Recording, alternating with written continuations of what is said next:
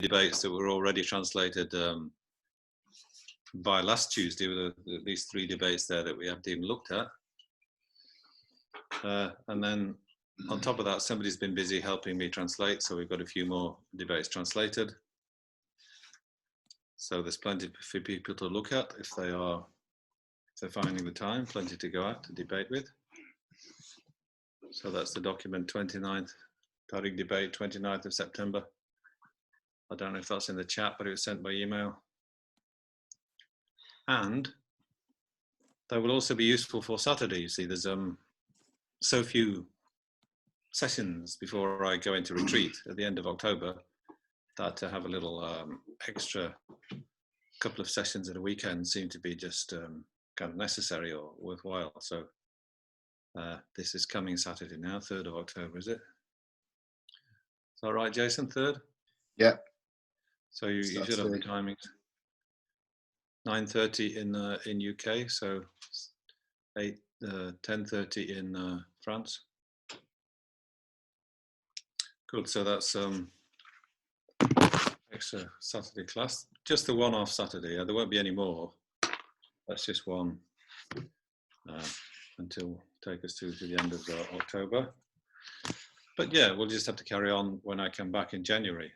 I'll be teaching here in January, so that might be a chance for us to carry on. See how we get on. So what have we done then? Well, we've done introductory bits, signs in general, and then the section on correct signs. Well, there were these preliminary explanations of things like what it means to be the basis of debate. So that's a subject, you know, the thing that you are, you know, trying to prove something about that subject. So that's a subject, the basis of debate. We said a little bit about that. And then the other little preliminary bits were also about the similar class and the dissimilar class. Similar class, dissimilar class, so that's all to do with the pervasion. And coming out of that also is a similar example and dissimilar example. So at least one of those is very useful. You know, I don't know if you need both of them in every syllogism, but you can work with both, and it gives you, you know, good ways of thinking.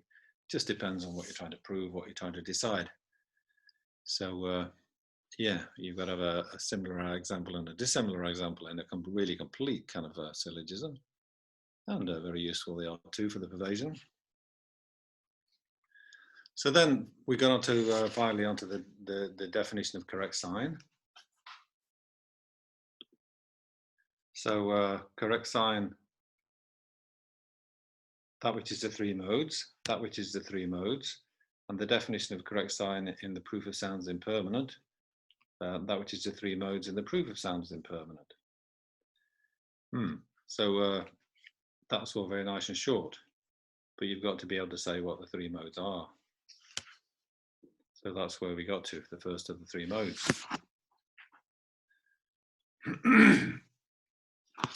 So you've got some ingenious sort of explanations here. So they might be a bit, you know, a bit sort of, you have you scratching your head to see what they're actually trying to say. But if you work through it, then you will see they're not saying anything that's terribly like, amazingly like complex. They're just, you know, making sure that all the loose ends are tied up, let's say. So we go through those now. We started last week, but we have to, you know, this is actual definition of correct sign. So we want to be, we don't want to rush this little bit of the text. Other bits later on, maybe we'll just go through more quickly, but this needs to be just thought about a bit and do a couple of debates, whatever we can find as we go along. So again, going back to the definition of the property of the subject then, the first, by the person for whom it has become the property of the subject in the proof of sound as impermanent, it is ascertained as only existent in accordance with the mode of statement on sound. Yeah, so that's a very thorough way of saying, you know, that the sign has got to be established on the subject. So that's the property of the subject. first, the subject, is it something, is the sign true of the subject in whatever way it needs to be true? So usually you kind of, we'd look at that before we look at the pervasion. You see, is the sign established on the subject before you bother kind of worrying about the pervasion? I wouldn't say in every case.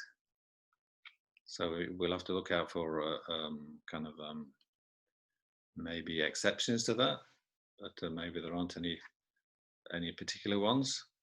So usually you would look, is the sign established on the subject?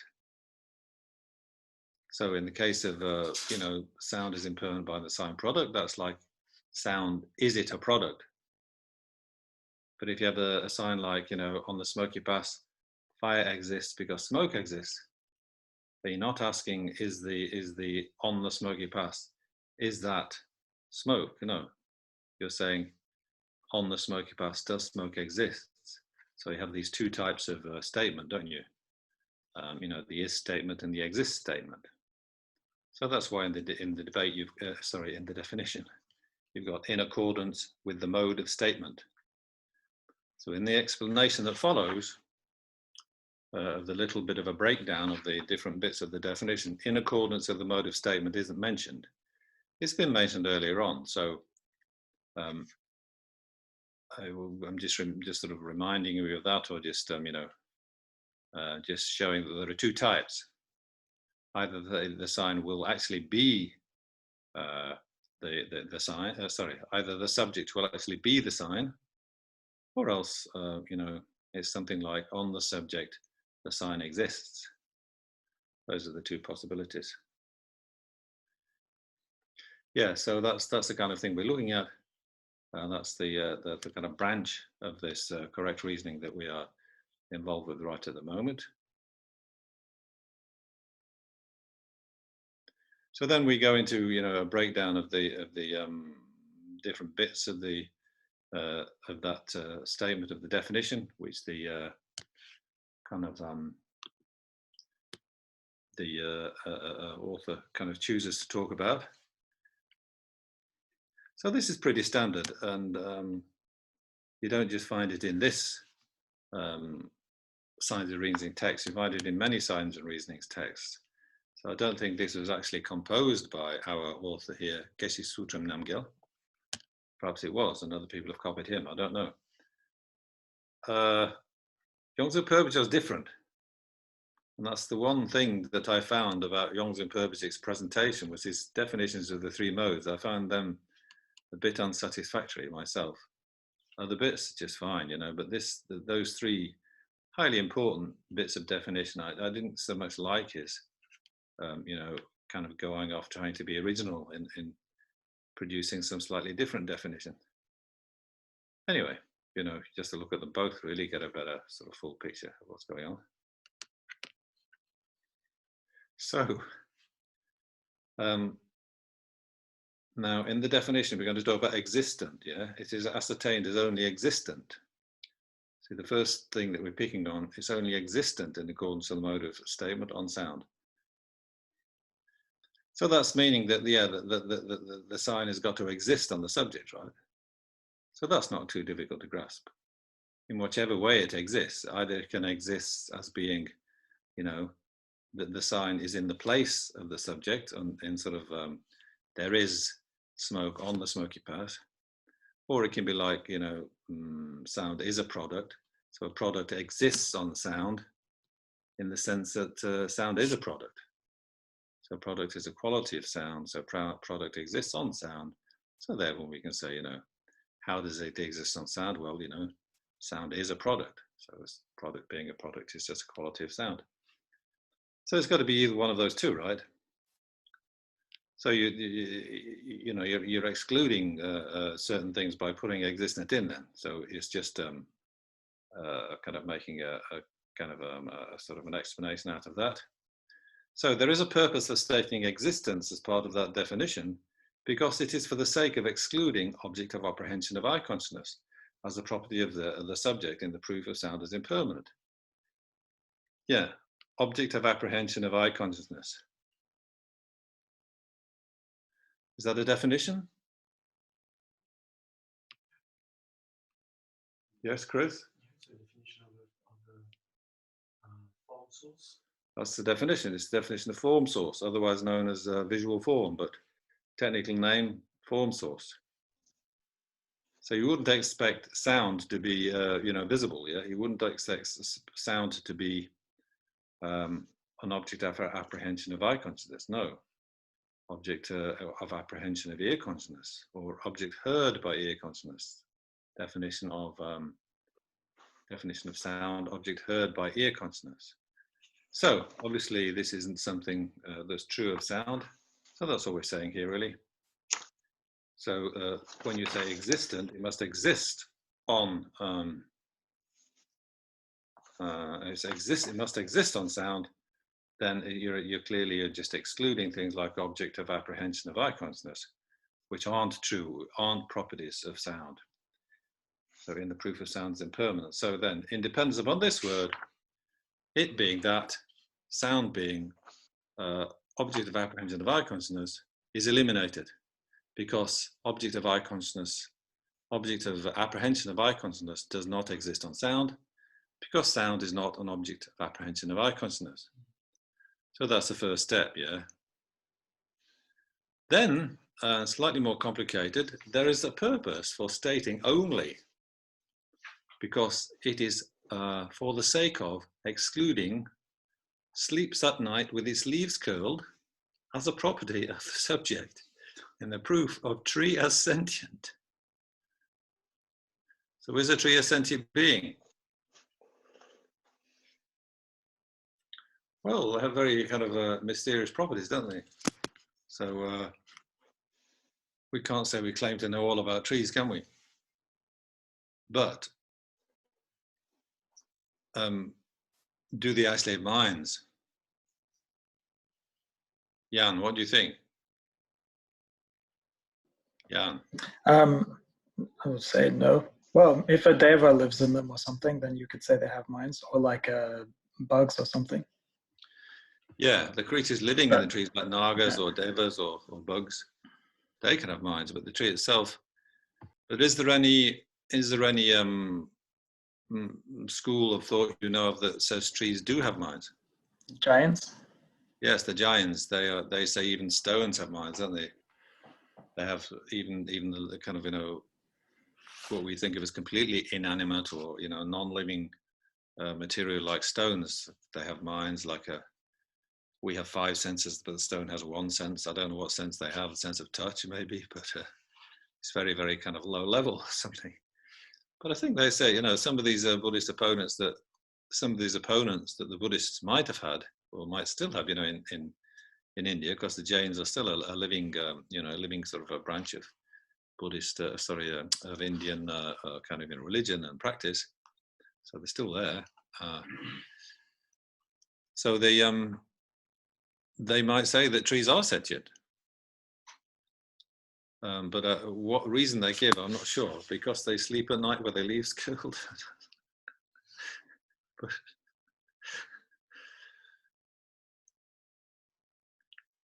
okay. So what's he going to say next? In dependence upon this word, it being that. So it's what's the subject? The tree.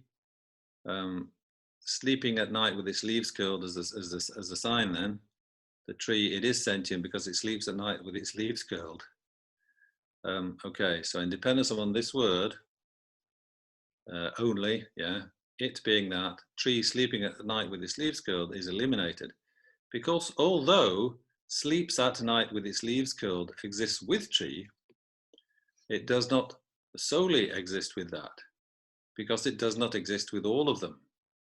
Because if it is a tree, it does not necessarily sleep at night with its leaves curled. But that kind of implies that some trees do sleep at night with their leaves curled. Do you have any trees like that in Finland, Maria? You switch your microphone on. Okay, now, sorry. I don't know. I haven't heard of any, but I think I've seen in some documentary, in some, exotic, like forest somewhere, maybe. Somewhere more exotic than Finland then. Yeah, I think so. Maybe Hannele knows of some, I don't know. Well, tropical. Anybody seen a tree that sleeps at night with its leaves curled, wherever you are in the world? My mother only had a plant in house. A house plant? Yeah. Ah, what was it called? I have no idea. Okay. Yeah, so there are some plants then that do, there is a witness that some plants do sleep like that or do stay like that at night. Yeah. And there's one tree at Pamaya, you know, the Buddhist center there, what's it called? Into the Institute Lam Tsongkhapa. There's when you touch the leaves, you know, the leaves would drop down. They have a sort of a mechanism of, you know, immediately kind of dropping down if you touch the leaves. Did you see that tree? Have you been to Pamaya? I don't know that, yeah, but yeah, in my childhood, I remember there was some kind of tree that you would touch them, they would close the leaves. Yeah, so they have a very quick reaction, but that's not quite what we're talking about here, but it's sort of interesting to see that one. Yeah, so he's saying that, you know, you can't say that, you can say sound exists, sorry, you can say product exists on sound quite confidently because every sound you're going to meet is a product.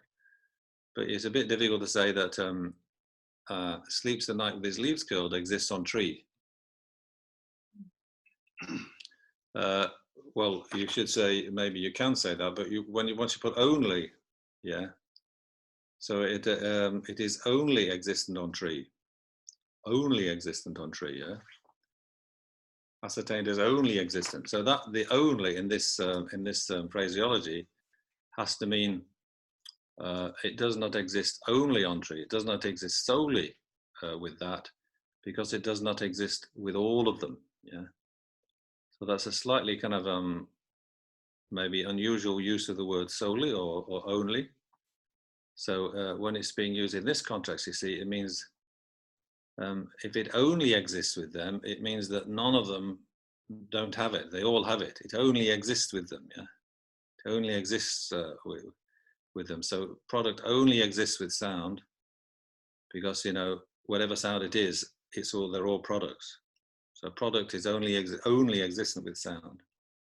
So because there's no sound on which product is non-existent. Yeah. So in terms of sound, product is only existent. It means whichever sound it is they're all products. So there's no way you can say that product doesn't exist on this sound. So product is only existence on sound because, you know, you can't say oh, on this sound then there is no product. On this sound, product is non-existent. You can't say that. There aren't any. So that's why we can say product is only existent on sound. But sleeps at night with his leaves curled is not only existent on tree. So then the conclusion there is, you know, that sleeps at night with his leaves curled will not be the property of the subject in the proof of a tree is sentient, because sleeps at night with his leaves curled does not only exist on tree, because it exists on some trees, but on some trees it's non-existent. So you can't say it's only existent on tree because it's only existent on some trees. And on other trees it's non-existent. So it's not only existent on tree because on some trees it's non-existent. See? Yeah. So that's slightly kind of, you know, unusual use of the word only or solely. But I think we get what we mean. You see. So if it's going to be true of sound, you know, how many sounds has it got to be true of? Well, the safest thing to do is say, well, it should be true of all sounds. But, you know, this is, you know, sort of an area where we have to investigate a bit. But you can see the product is certainly true of all sounds. So then we can confidently say that sound itself is a product, yeah. But that's, you know, that's an easy one, let's say, because they're all like that, yeah. Okay, so then let's continue with our discussion getting a bit more complicated. Can I ask a question? Yes. It's about this. So if we give us like a syllogism, like sentient beings, the subject, are suffering because they are under the control of karma and afflictions. Yeah? Would you Yeah. accept that syllogism?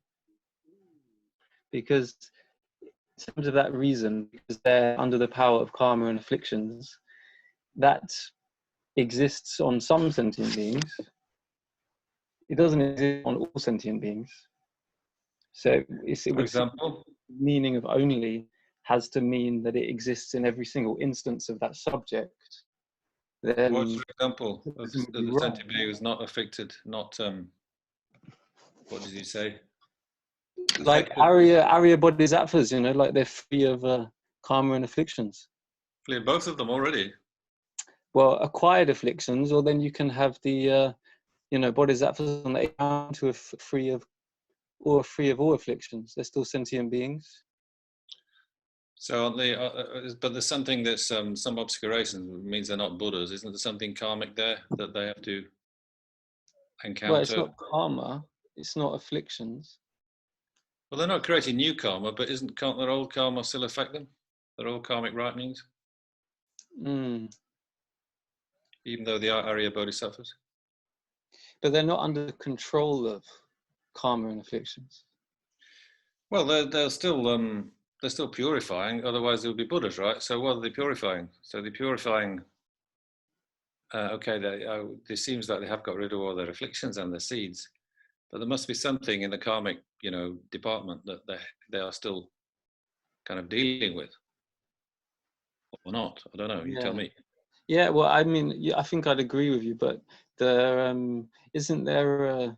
But then you can't be positive that they're under the power of, you know, karma afflictions as such. They're free of those 12 links. They're arhats, so they're free of the defining qualities of suffering.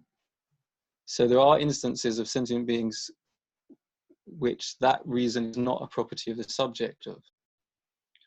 Well, aren't they? And don't they have the subtle suffering of still having, you know, false appearances or whatever, you know, or as I say, karmic deeds in the past catching up with them, and kind of, you know, dealing them, kind of, you know, experiences which they'd rather not have, you know, which are kind of obstructive or unwanted. Yeah, the I don't suffering know. of not being Buddhas. Yeah, they're suffering of not got to the end of their path yet. You know, they are limits. They are limited when they want to be Buddhas and be free of those limits, so they can be more effective in what they want to do. Yeah, It's but not the they're suffering not of this stuck suffering. in static existence, but the sort of subtle suffering. No, you can't posit arhats as having subtle suffering. This is like destroying your bodhisattva vows. Yeah. So okay. So the subject human being follows its two eyes. Except, There are loads of human beings that only have one eye. Some are completely blind. You know, that both eyes have been destroyed, or maybe they're born without eyes. I don't say loads, but there are some. yeah, So that's like that's yeah, an example like yours, you see. So yeah, you'd say, how many legs has the dog got? Well, generally you'd say 4, but obviously we've seen dogs with less than 4 legs, I'm sure. We've got a cat here that's only got 3 legs. But in general, you say, yeah. well, how many legs does a cat have? You say, well, it's got 4. But exactly, yeah. So, yes, so that's the question, and debates come up about that. Yeah. I just thought it was a bit similar to this thing the other day. You know, it's like there's no vase in this room doesn't exist, but that doesn't mean that vase doesn't exist. I'm not sure it's how similar it is to that little question. I'm just wondering. You know, I'm trying to get this general sense, you know, which applies when you're positing a syllogism. Yeah. Well, as I say, we can confidently say that product only exists on sound. So this is not a definition of you know, the 3 modes in general. This is a definition, not a definition of the 3 of the property of the subject in general. It's the property of the subject on this example. Yeah. You know, you might come to say, well, like my example of the human being. You know, well, you say, oh, the human being, oh, they've got 2 eyes, just like sound is a product. Human beings have 2 eyes, but some human beings don't. But if you said to somebody, oh, well, how many eyes does a human being have? They will probably say 2. You know, if you're describing human being in a textbook on zoology or something, you know, spiders have 8 eyes and humans have 2 eyes. You know, you just sort of say that, but of course there are some people who don't. So yeah, what does it mean to you know, be the property of the subject? Does it really have to be on all of them all the time in every syllogism? Well, yeah, that's a good point to bring up. So that's exactly the kind of thing that our author is trying to get us to think about. So thank you. Yeah, so we'll come back to that with the debates. I'm sure we've got debates coming up.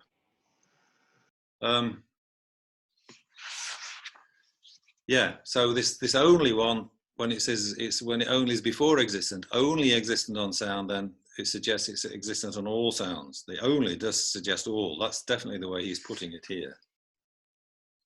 Only doesn't mean most. Only means it's, you know, product is only existence on sound. That there's no sounds that product is not. There's no sounds that product is non-existent on. So product is only existence on sound. So that does sound pretty pervasive. Yeah, that's got to be on all of them. But that's just one syllogism, right? There are many other syllogisms that may have, you know, different features. Yeah. Okay. So then.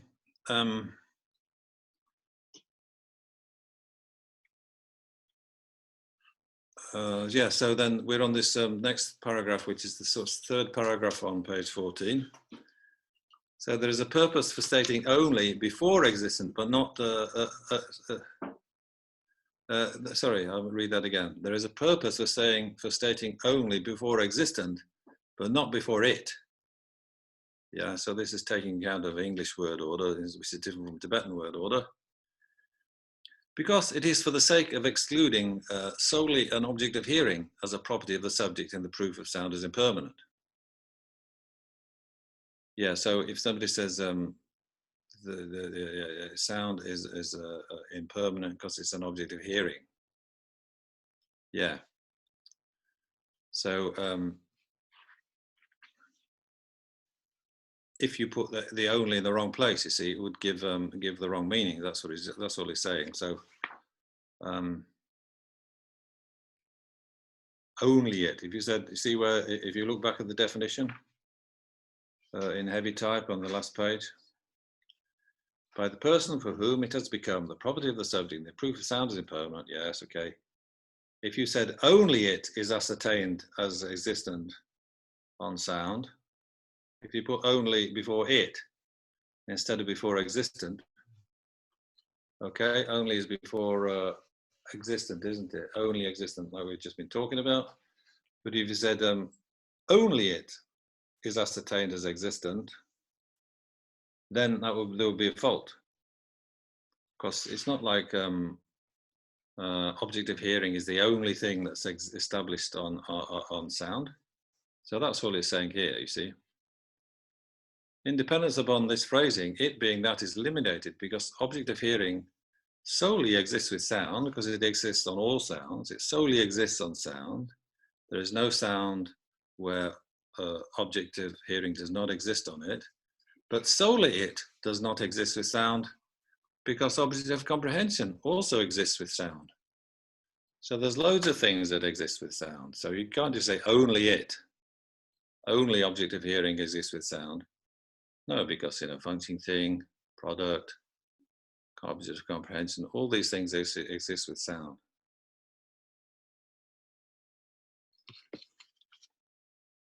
So Jason, so why does, so the subject object of comprehension, it follows that it exists with sound. Objects of comprehension exist with sound. Yeah. What's the object of comprehension? Just object of comprehension in general. It says just what it says in the book, you see, solely object of hearing does not exist with sound because also, you know, object of comprehension exists with sound. So it follows that object of comprehension exists with sound, Jason.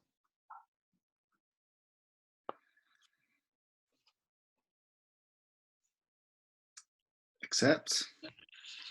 Subject, object of comprehension, it exists with sound because? Because if it's sound, it's necessarily an object of comprehension. Mm-hmm.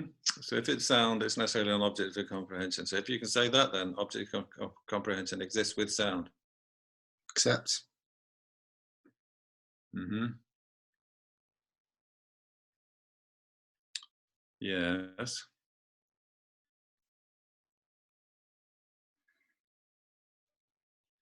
Yeah. So what does it mean by exist with sound? Yeah. So this is a ladder in Tibetan la.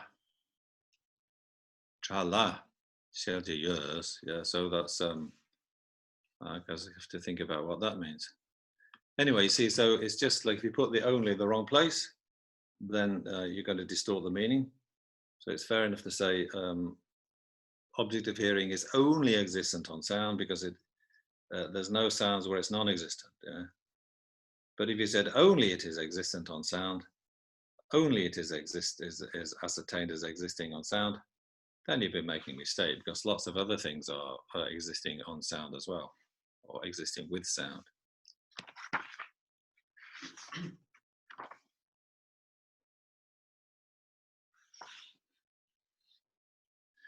Okay, so that's not too much trouble, you know. That's just if you think about it, it's just that kind of doesn't seem to be too difficult to grasp. Then the last one, then there is a purpose for stating ascertained. Okay, so in the definition we've got ascertained. That's a very important word. So it, you know, whatever you're putting as the reason, it is ascertained as only existent in accordance with the motive proof on sound. So ascertained, yeah. So that means realized. So there could be velicognizer there. It's not enough just to believe it. It's not enough just to think it. It's not enough just to apprehend it. You've got to realize it, yeah. Which again, you know, is you know, here we're talking about generating an inference in dependence upon our, you know, our reasoning, independence on listening to this reasoning and understanding all the bits and pieces. Then we can generate an inferential velicognizer, realizing that sound is impermanent, you know, realizing this hidden phenomena, or realizing that, you know, oh yes, I am indeed empty of inherent existence. So that's a valid, you know, that's an inference, that's an unshakable kind of realization. So if you're going to get to that level of certainty, then, you know, you've got to have realization or ascertainment in each of your three branches of you know, your understanding of the correct science. So it's only to be expected that there would be a word like ascertained in there, and you've got to realize that sound's a product, not just believe it. So there is a purpose of stating ascertained because it is for the sake of excluding product as a property of the subject in the proof of sound as impermanent for a disputant who has doubt as to whether sound is a product or not. So if you're still doubting whether sound is a product or not, you know, sound isn't going to be the property of the subject for you in the proof of sound as impermanent, that is. Yeah. So they want, in these examples, they always want somebody to be there for whom it is a correct sign. Yeah. So they always want somebody to be there, in this case, for whom it is the property of the subject. So if you are a person who hasn't probably realized that sound is a product, then, you know, you're not a person who's, for whom product is property of the subject and the sound is impermanent. But not so difficult, is it? You know, sounds are produced. That's the easy part. Sometimes the property of the subject is the difficult part of the reasoning to realize. But here, I think it's you know, the easier part is the pervasion that's much harder in this case. Okay, so there isn't too much that's really baffling there. That use of only exists means it must exist in all of them. That's the want to keep stressing because that's kind of a new way of thinking of the word only, maybe, or unusual way. Otherwise, there isn't too much just actually complicated. It's just like the words make it look a bit difficult. So maybe we could just look at the debate or two at the moment. So I'm looking at this document that you were sent today. Now it's the same as the one you had last week, as far as this debate is concerned. I mean, that is to say, you had this debate last week. Doesn't mean anybody's actually read it, but Have you read it, Chris? I haven't told you which one yet. Top of page 41.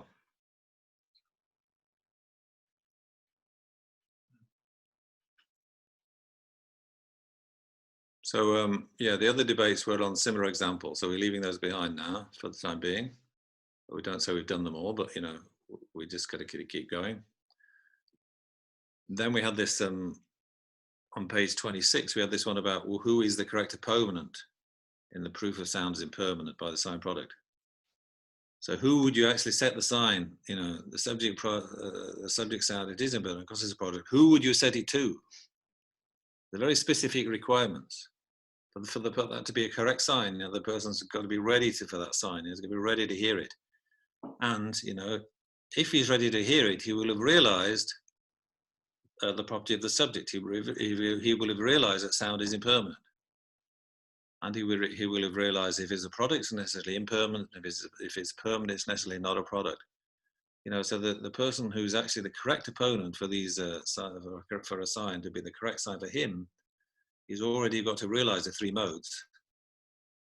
So then the last thing he's got to do is to realize, oh, well, then sound's impermanent, isn't it? You know, so then he's really, you know, the sign is a correct sign for him because he's just using the sign. He can connect the subject to the predicate.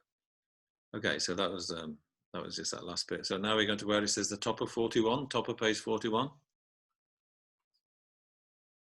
So this is a bit debate about property of the subject. I think, if I'm quite right anyway, it's about, you know, correct sign itself now instead of these kind of preliminary issues.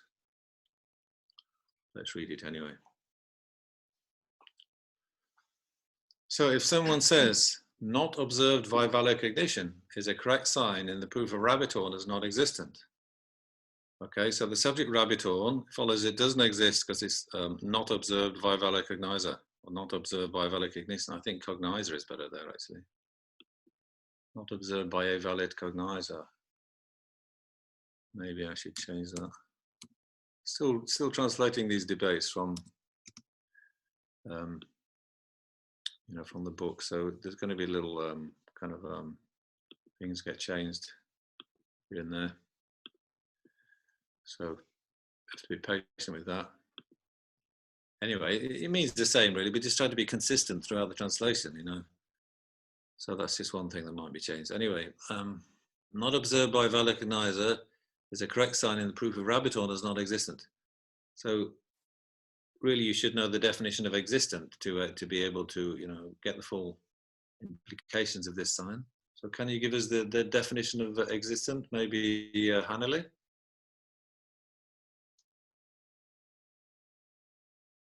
Hanneli? Yeah. Observed by valid cognition or cognizer. Yes, observed by valid cognizer, or you know, you might find it in Purdue, that which is observed by valid cognizer. Pretty well the same. Yeah. So observed by valid cognizer is the definition of existent.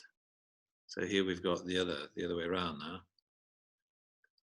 So somebody's trying to prove that rabbit horn does not exist. So he's using the sign because it's not observed by a valid cognizer.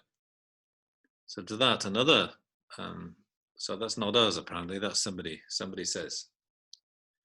So whether we'd agree with that, I don't know. We'll have to work on that one. But somebody else butts in, somebody else is coming in now in there saying, the subject not observed by the valid cognizer, it follows it is the property of the subject in the proof of rabbit horn as non-existent, because it is the three modes in the proof of rabbit horn as non-existent, because it is a correct sign in the proof of rabbit horn as non-existent. If that makes sense.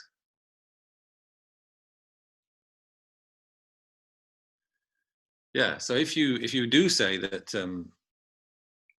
yeah, how would you prove rabbit horn as non-existent? You could say, it's not observed by a valid cognizer, you see, because if you say observed by a valid cognizer is a criteria for it being existent, then if you can show that rabbit horn is not observed by a valid cognizer, then it's a good case. That makes a good case for it being non-existent.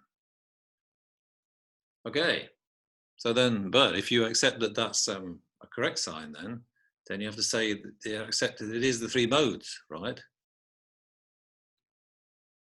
So we haven't got to the second two modes yet. I know we haven't got to the forward pervasion, the counter pervasion. Never mind. I think this is more about the property of the subject than anything else, if I'm not mistaken. So then if you accept it is the three modes in the proof of Rabutorn as non-existent, then you have to accept it's the property of the subject in the proof of Rabutorn as non-existent. But if you accept that, then the debater says, that subject, not observed by valid cognition, it follows it is ascertained as only existent in accordance with the mode of statement on Rabutorn because of your acceptance. So they're just following our definition of the book there, you see. They're just following our definition, following the same pattern that we've established. That's our own system, we've said. Okay, so then they're using the same words then. So that it follows a Rabutorn is ascertained, sorry, not observed by valid cognition, sorry. It follows it is ascertained as only existent in accordance with the mode of statement on Rabutorn because of your acceptance. Okay, so that subject, it follows it exists on Rabutorn because of your existence, yeah? Not observed by valid cognition. Yeah, if you ascertain it as only existent on Rabutorn, then you have to accept that it does exist on Rabutorn. So the subject not observed by valid cognition, it follows it exists on Rabutorn. Yes, Jakob? Why? Why? So follow Rabutorn exists then? Why? Because not observed by valid cognition is not established on it. So that means it's observed by valid cognition, it follows it's established on Rabutorn. The subject observed by valid cognition, it follows it's established on Rabutorn. It's ascertained on Rabutorn. Why? Because not observed by valid cognition, you say, is eliminated on Rabutorn. If you eliminate not observed by valid cognition on the object, then you're establishing observed by valid cognition on that object. Okay, I was mistaken. It's not eliminated. So it follows that the subject not observed by valid cognition does exist on Rabutorn. Why? So not observed by valid cognition doesn't exist on Rabutorn. Okay. So observed by valid cognition exists on Rabutorn. Why? Because not observed by valid cognition does not exist on Rabutorn. There must be a pervasion. Come on, guys. If you establish that X, whatever it is, if you establish this, if you accept it, if you deny that it's non-red, then you have to accept that it's red. Yeah? Whatever it is, whatever subject. If you say, oh no, I deny, I'm not accepting that's not red, then you have to accept the opposite, that it is red. Yeah? If you deny it's non-red, then you have to accept it is red. Right? So if you deny that not observed by valid cognition you say that's not established on Rabutorn, then observed by valid cognition should be established on Rabutorn. Am I right or wrong? I don't know, man. I'm just, it's his debate, it's not my debate. Yeah. I don't think that's right. Well, maybe we should look a bit more down the debate, right?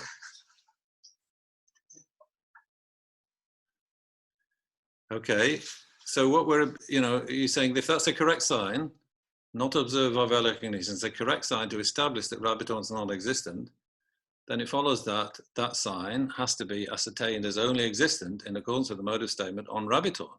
That's the way the sign is established on the subject and the correct sign. So then it follows that that sign, not observed by valid cognition, exists on Rabutorn. So then if somebody does accept that, which you didn't want to do, Jakob didn't want to do that, so it follows that subject, not observed by valid cognition, exists because it exists on Rabutorn. Yeah, fair enough. If it exists somewhere, then it exists, right? If it exists in one room, if it exists in this room, it necessarily exists. Right, Jakob? Yes. So if it exists in this room, it necessarily exists. So if it exists in Rabutorn, it necessarily exists. No choice. No choice. So if somebody accepts that, the subject not observed by valid cognition, it follows that it is observed by valid cognition because it isn't existent. Killer debate.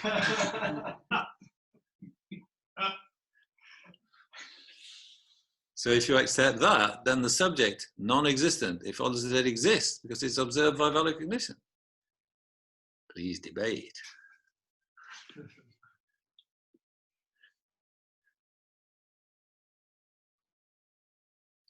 So the next bit, there's another bit left, but it says moreover, so maybe we should think about this bit first.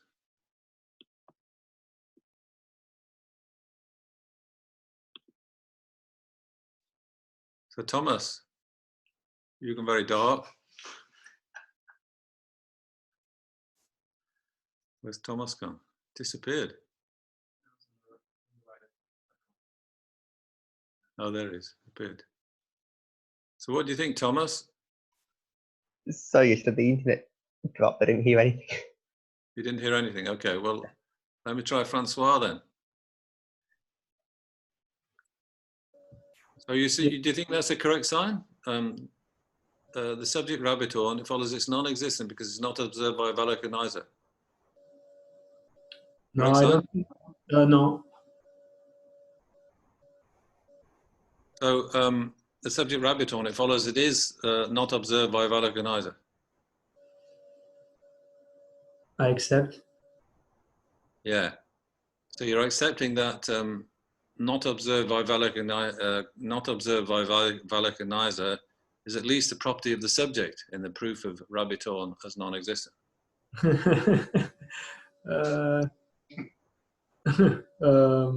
No. I thought you said it was a correct sign. No? No. No, you say not a correct sign. It's not a correct sign. So it's not. Sorry. Beg your pardon. So it's not even the property of the subject. No. So rabbit horn, it follows. If you say rabbit horn is not observed by a valid cognizer, then that's not a true statement. Why? It is true. So rabbit horn is not observed by a valid cognizer. I accept. So not observed by a valid cognizer is true of rabbit horn.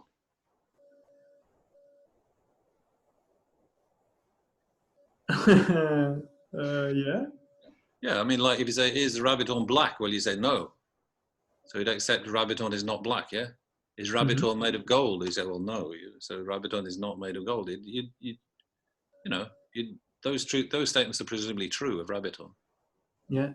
Not made of anything, so it's not going to be made of gold.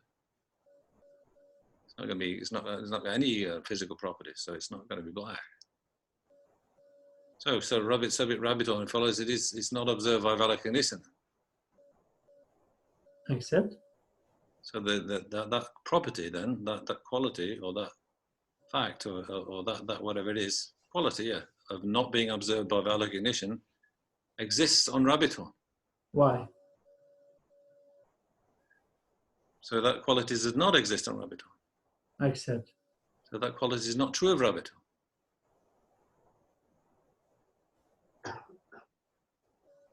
Why?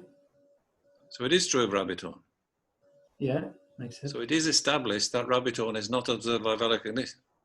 Why? Well, it's established by a valid cognizer.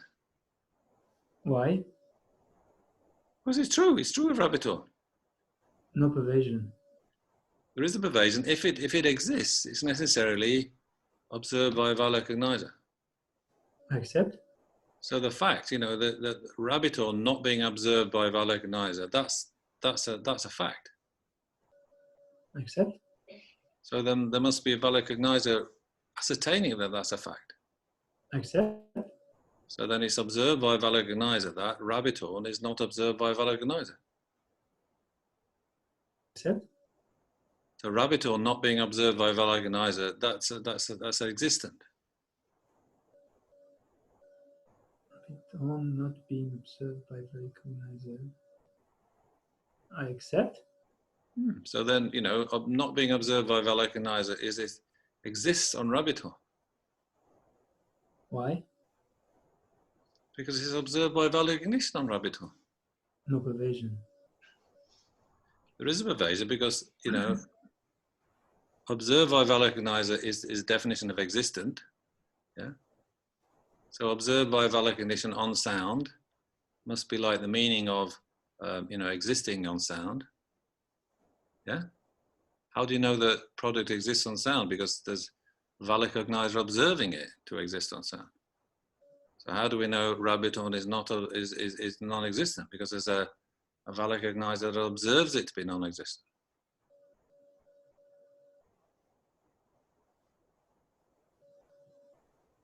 No, because it's not because a valid cognizer doesn't realize it. It's because there's no valid cognizer that realizes it. It's not because there's how do valid you know it's- cognizer that doesn't realize it. It's because there's no valid cognizer that realizes it. So there's no valid cognizer realizing that Rabbiton doesn't exist. There's no valid cognizer that realizes that rabbit horn exists. But there's no valid cognizer realizing Rabbiton doesn't exist. It follows that from what you're saying that there is no valid cognizer realizing that Rabbiton is non-existent. Why? Oh, so there is a valid cognizer realizing that Rabbiton is non-existent. I accept. So the quality non-existent exists on Rabbiton. Why? Because it is a quality of Rabbiton. Rabbiton is that. No pervasion. So Rabbiton is not black, yeah? Rabbiton is not made of gold. So not made of gold is a, you know, a quality of Rabbiton. Not made of gold is a quality.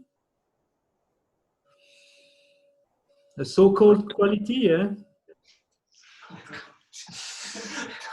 Well, it's a negative quality. We're not trying to make it a positive quality. It's negative quality, yeah? Rabbiton is not, Rabbiton's not made of gold, so there's a valid cognizer realizing it's not made of gold. Yeah. So then, you know, that quality of not being made of gold exists on Rabbiton. Why?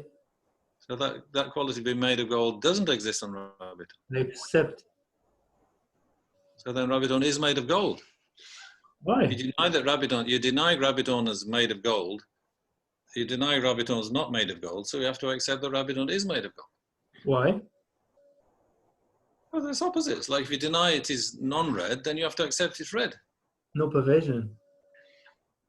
What do you mean no pervasion? If you deny it's non-red, you have to accept it's red. So if you deny Yeah, if you deny it, non-red and red exist, but rabbit horn doesn't exist, so the reasoning is not the same. yeah, but made of gold and not made of gold, they're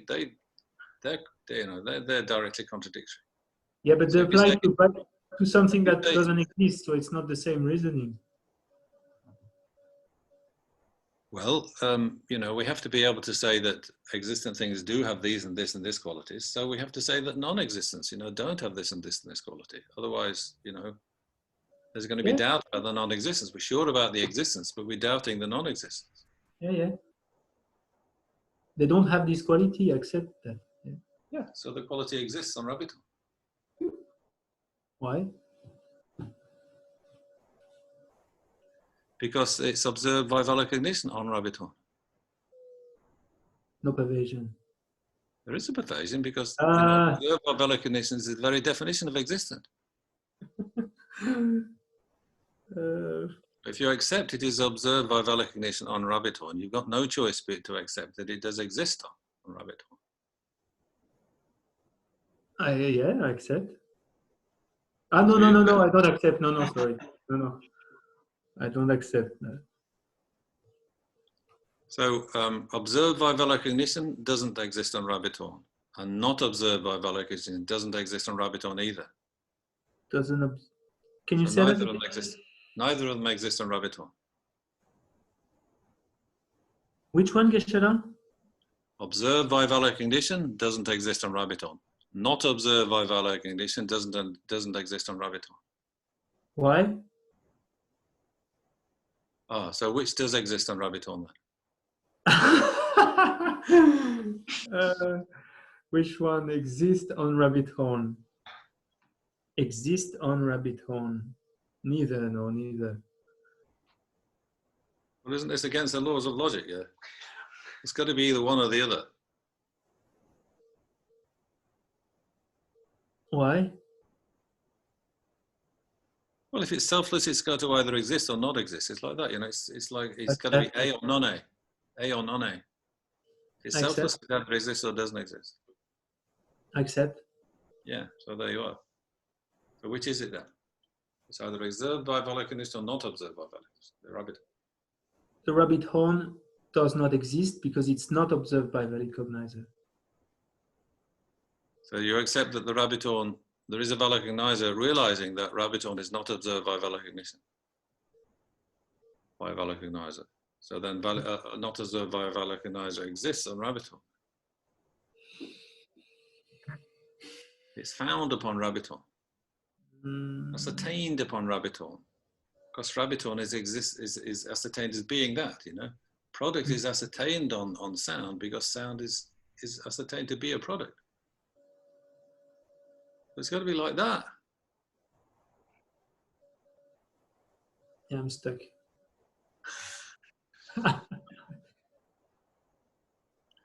Well, somebody does, in the debate, somebody does exist that, does accept that rabbit horn, that the not observed by a valid cognizer does exist on rabbit horn, right?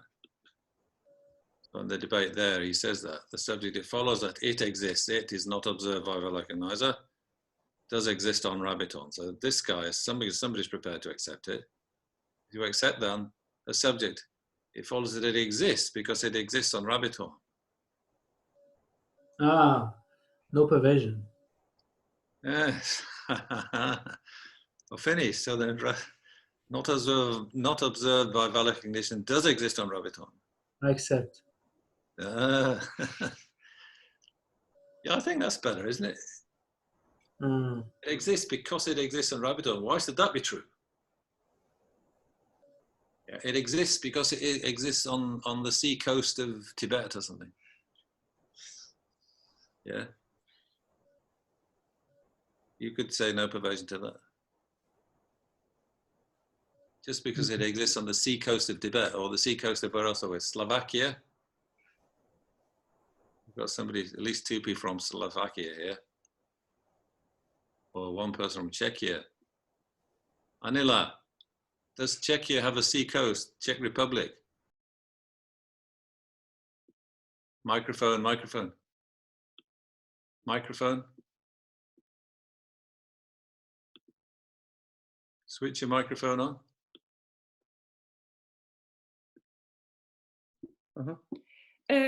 Distilla knows Slovakia doesn't have seacoast, Czechia doesn't have seacoast. Yes, like Tibet. Deprived countries. So, if it exists on the sea coast of Czechia, does it necessarily exist? Yes. Yes.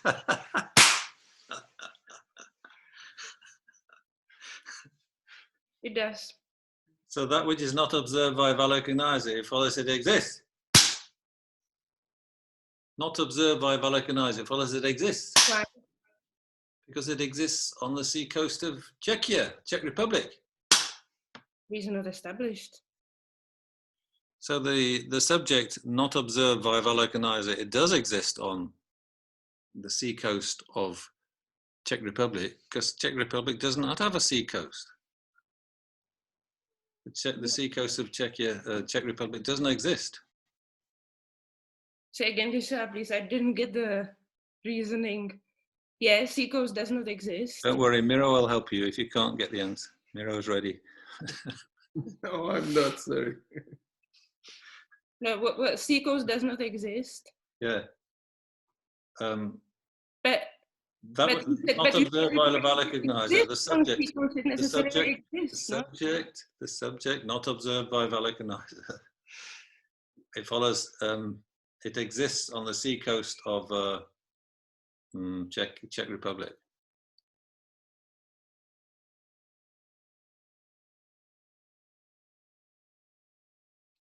Yes. Okay. It does. It does. Yeah, it does.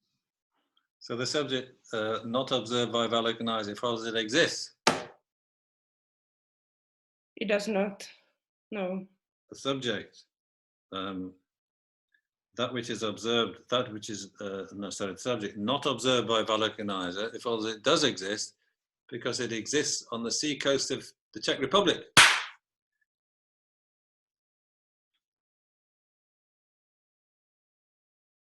No pervasion. Okay. What do you say, Miro? Miro. I accept no pervasion, perhaps.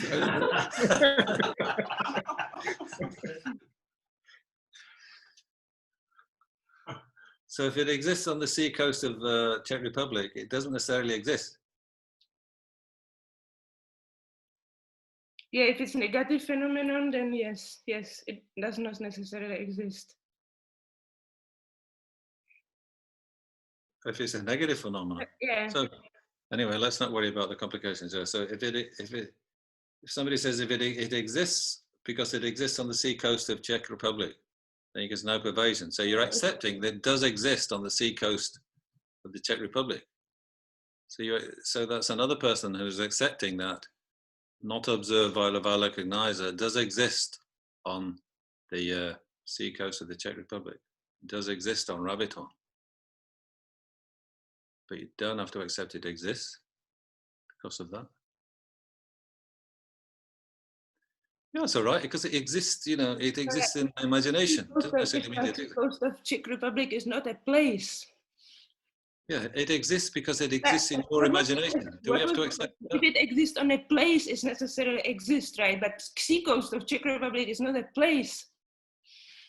But not observed by Valakanizer does exist on the sea coast of the Czech Republic. You've accepted that. Yeah, you see. Well, but it doesn't prove that if something exists on a place, it doesn't necessarily exist because the sea coast of Czech Republic is not a place. If it exists in your imagination, it necessarily exists, does it? Right. That's the same. Yeah, good. So we're getting the picture, right? If it exists on Rabiton, it doesn't necessarily exist. If it exists in Anila's imagination, it doesn't necessarily exist. Except.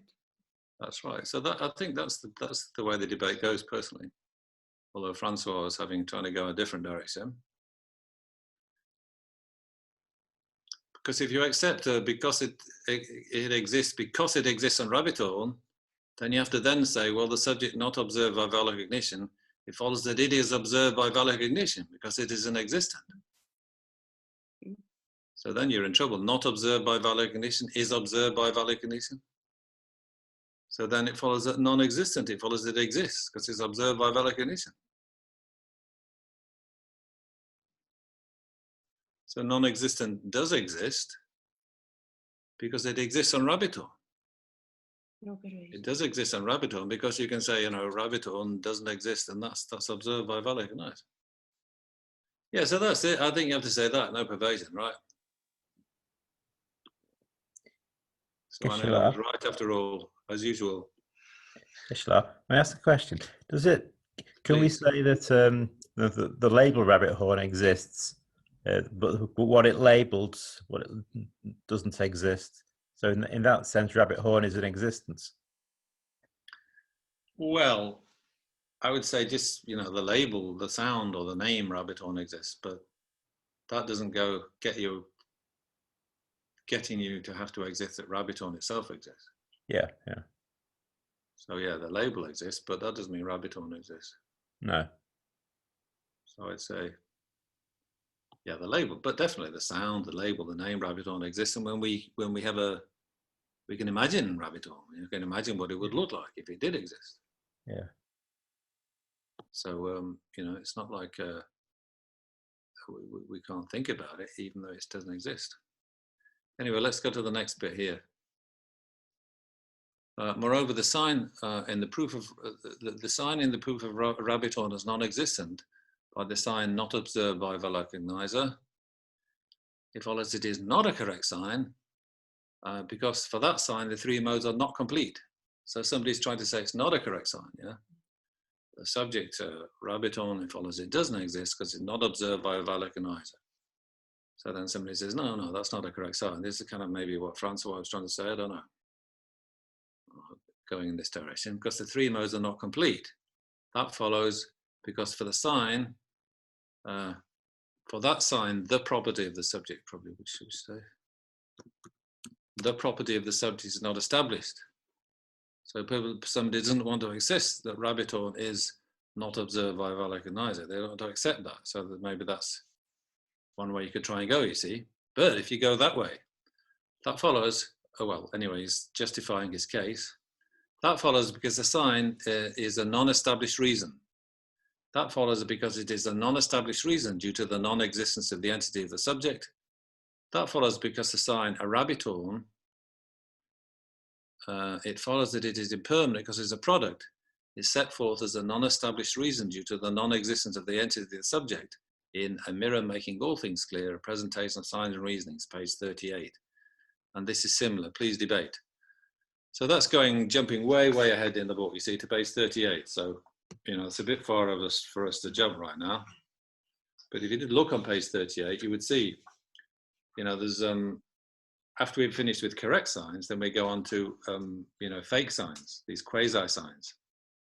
And there's different types of quasi signs, and there's some signs are quasi signs because, you know, the property of the subject isn't there. You know, the sign isn't the property of the subject. So then, you know, it's going into a bit of the text that we haven't studied yet, yeah. But it's definitely put forward as a sort of an incorrect sign. You know, the subject rabbit horn, it follows impermanent because it's a product, and it's you know. The reason why that's, or one reason why it's not a correct sign is because the subject is non-existent. But, you know, that's going a bit far ahead, so I'm not really sort of interested in that at the moment. But we might find something else we just look at for the last 5 minutes here.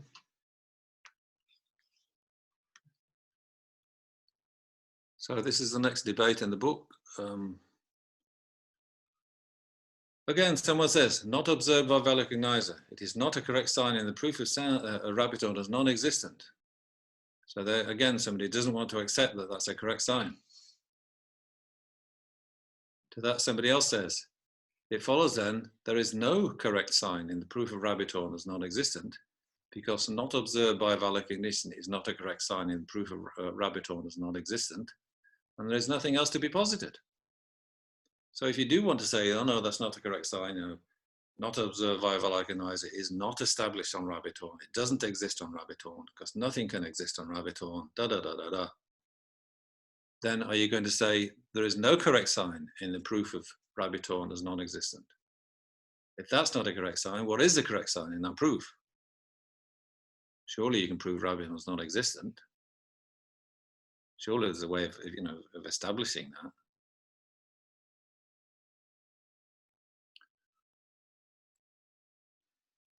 What would you say? Look at every rabbit in the world. Look at them all one by one. That one hasn't got a horn, that one hasn't got a horn, that one hasn't got a horn. So you could do it that way. But if you say, yes, there is no correct sign in the proof of rabbit horn as non-existent, there isn't a correct sign, I agree. You know, that's the way it is. There's too many non-existents here. So if you accept that, then is there an inferential valid cognizer realizing rabbit horn as existent or not? If there is, independent upon what basis a correct sign is rabbit horn realized as non-existent. See, if it's going to be an inference, an inferential valid cognizer realizing rabbit horn is non-existent, then you've got to have a correct sign. And that's the sort of in the definition of correct sign of inference at the bottom of the page. Where's it gone? An inferential valid cognizer is directly produced in dependence on its basis a correct sign. So there's going to be no inference without a correct sign. There's no correct reasoning without a correct sign. Yeah. So is there an inferential valid cognizer realizing rabbit horn as existent or not? If there is, independent upon what basis a correct sign is rabbit horn realized as non-existent.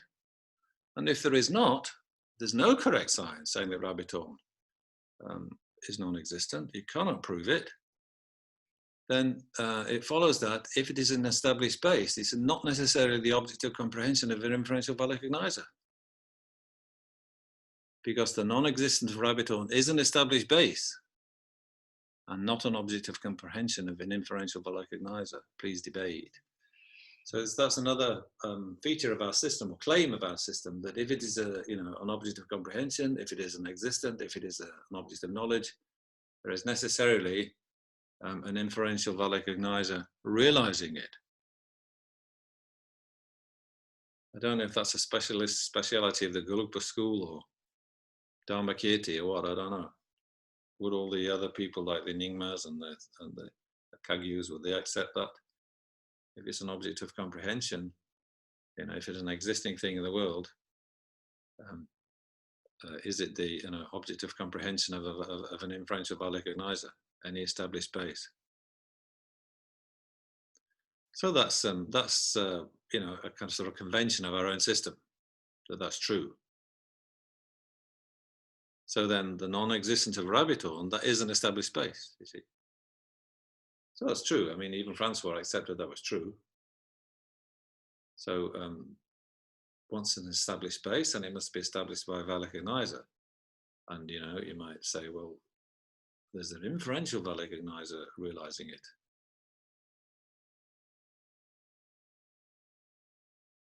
So then if you say there's no reason to prove that rabbit horn is non-existent, then the non-existence of rabbit horn, it's difficult to say that it's an existent or an object of comprehension. But it does exist. People do realize it.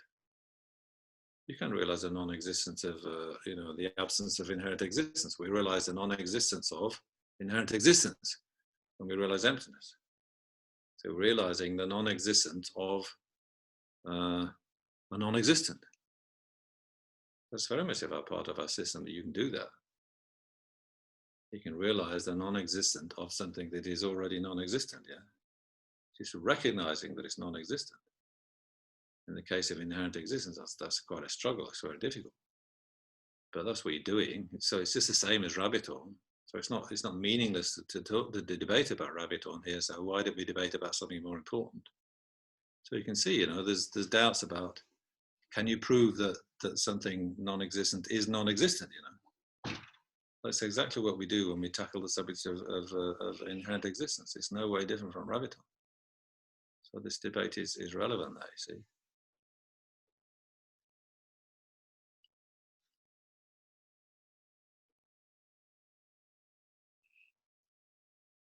But if you said, if it exists in my imagination, it doesn't necessarily exist. So that's a fair way of talking, you see. It exists in my imagination, but it doesn't actually exist. The $1 million that I won on the lottery, it exists in my dream, the dream I had. I dreamed I won $1 million in the lottery. So the $1 million existed in my dream, but just because it exists in your dream, it doesn't necessarily exist. Oh no.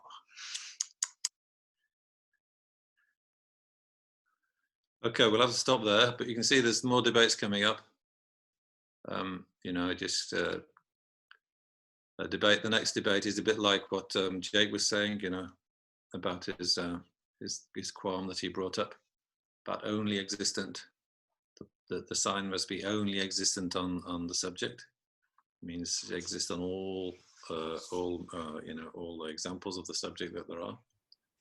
So more debates coming up to test this out. But we'll have to stop there then, unless anybody's got a quick question. Can I ask about you saying that in our system, there had to be an inferential value cognizer for something to exist? Yeah. What about something like planet Pluto, which existed before someone even thought about it existed? The planet Pluto? Yeah, so there's no inferential value cognizer until it was then observed, and then people realized it existed. You mean before there were people around to notice it and spot it through their telescopes or whatever they did? Yeah.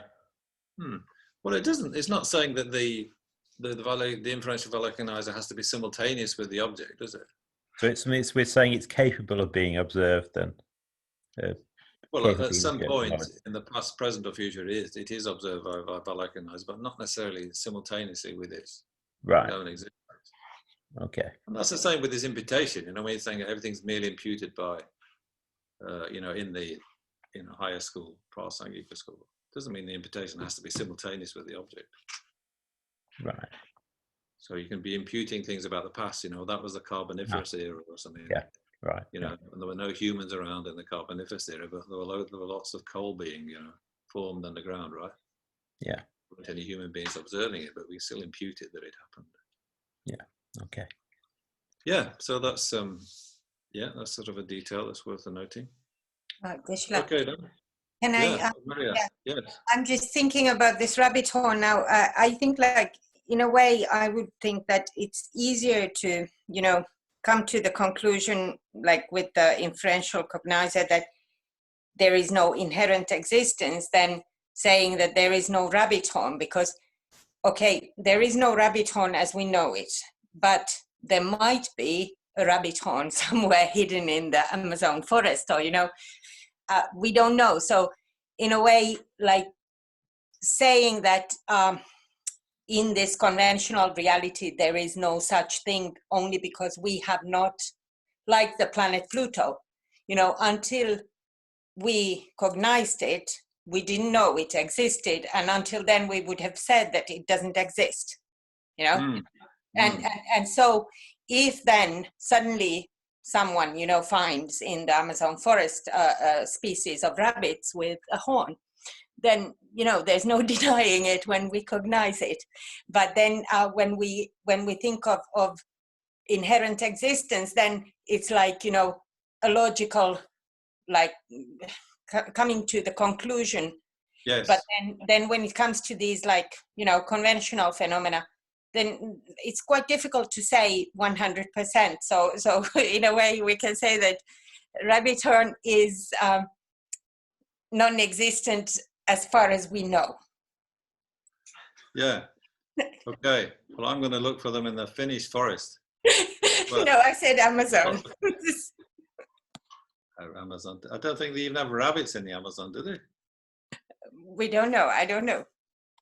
But they didn't have rabbits in Tibet. Actually, it's supposed to be hare horn, I think. Yeah, that's right. The proper translation would be hare horn, but everybody uses rabbit horn, so I kind of was. Plus, there could, you know, like some mutation coming because of some, you know, pollution or what have you. So in that sense, I'm just thinking that this is like, it's kind of like we can never say 100%. Yeah, but that would be a different species then, wouldn't it? You know, then like we call, like if a horse grew a horn, then we call it a unicorn. We'd stop calling it a horse. Yeah, but if there would be a mutation, you know. Yeah, so it would be a new species. It wouldn't be a rabbit anymore.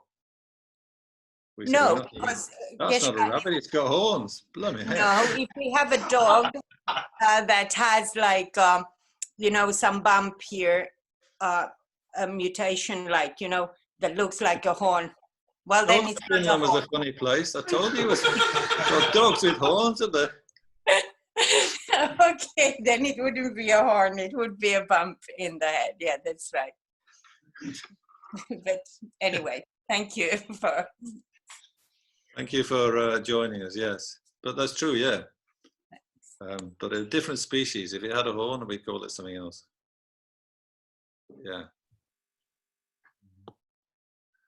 Like birds, you know, birds, the dinosaurs grew feathers. We didn't call them dinosaurs anymore. We called them birds, right? That's not a dinosaur, it's a bird. Yeah, got to move with the times, you know. That's true. That's true. And then if it would be some kind of like abnormality in the, you know, forehead of the hare or the rabbit, then it wouldn't be a horn, actually. It would be just some kind of, you know, thing. Maybe they've even got people with horns in Finland. You never know. Yeah. Sorry, joke. But there are, you know, tales of these people, so who knows? Sorry, that's very rude. But okay, I'll have to leave you there tonight. It's time to finish.